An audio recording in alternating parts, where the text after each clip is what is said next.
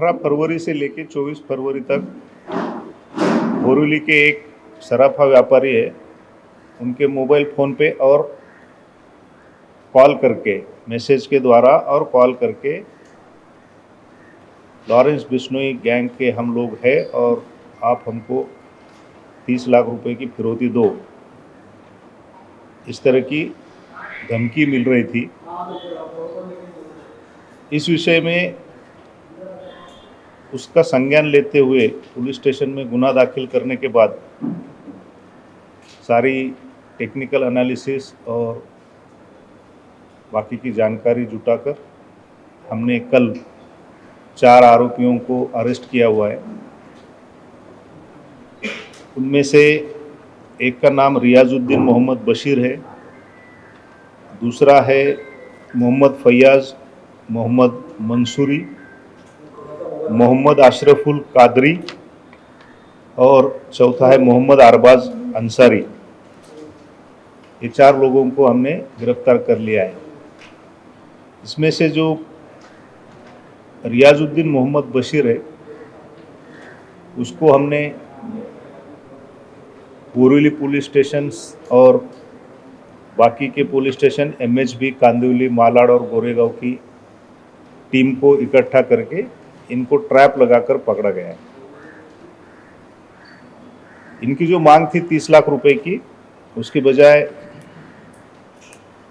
पैसे के रूप में हम ये फिरौती नहीं दे सकते, उसके बजाय हम आपको गोल्ड कॉइन्स देंगे, ये बताकर उनको बुलाया गया था।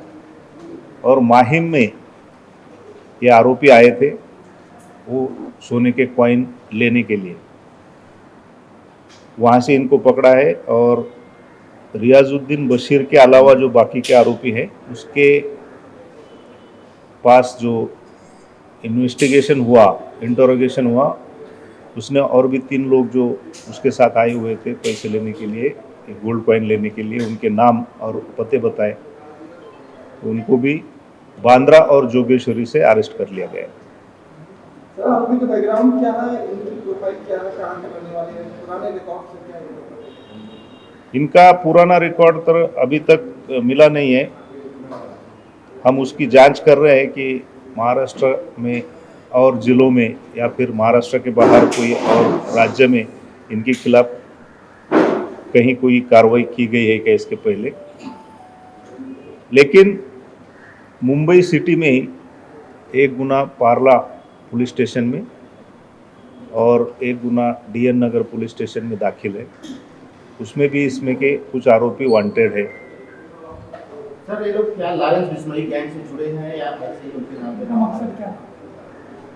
लॉरेंस बिश्नोई गैंग से ये जुड़े हुए होने का अभी तक कोई प्रमाण नहीं मिला है, लेकिन उसकी जांच जारी है। अगर बाद में कुछ पता चलता है कि उस गैंग से जुड़े हुए हैं तो हम आपको बताएंगे।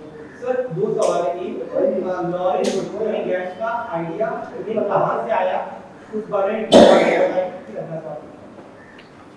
लॉरेंस बिश्नोई गैंग का आइडिया उनको आया या फिर वो लॉरेंस बिश्नोई गैंग से संबंधित है, इसके बारे में अभी जांच चल रही है। आगे जब जांच बढ़ेगी तो पता चलेगा कि वो एक्चुअल में उनसे जुड़े हुए हैं या नहीं।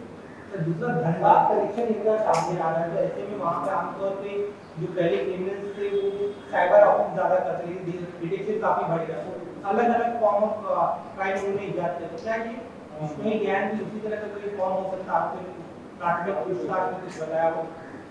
प्राथमिक पूछताछ में इनका लॉरेंस बिश्नोई गैंग से कोई संबंध है ऐसा अभी तक पता नहीं चला है। लेकिन जैसे आपने कहा कि धनबाद और उस एरिया में काफ़ी सारे साइबर क्राइम के आरोपी रहते हैं, वहाँ से अलग अलग साइबर फ्रॉड करके और उसमें से पैसे कमाने का उनका एक अलग अलग नए नए तरीके वो ढूंढ कर निकालते हैं। हो सकता है कि उसमें से भी ये नया तरीका उन्होंने ढूंढा। दूसरा, आपने कम्युनिकेशन के दौरान उन्हें फिजिकली गोल्ड कॉइन देने की जो जिस तरह से ट्रैक था, वो बड़ी कितना चैलेंजिंग था और किस तरह से आपको ट्रैक करने में आपकी टीम को कामयाबी हुई? इस तरह के गुनहगार काफ़ी शातिर होते हैं और उनको ये अगर पता चलता कि हमने ट्रैप किया हुआ है तो वो हमारे हाथ में नहीं आते। इसलिए हमने हमारे बेस्ट ऑफिसर्स उसमें लगाए थे जोन में के, और उन्होंने फिर उसको अंजाम दिया। अच्छी तरह से ट्रैप रच कर उनको पकड़ लिया गया। सर लोगों से क्या कहना चाहते हैं जिस प्रकार से अगर कोई कि जो आरोपी है वो इंटरनेशनल नंबर से कॉल करते थे, तो वो कैसा लोग अरेंज किया? इंटरनेशनल नंबर से ये कॉल आया था और व्हाट्सएप भी इंटरनेशनल नंबर से आया था, ये सच है।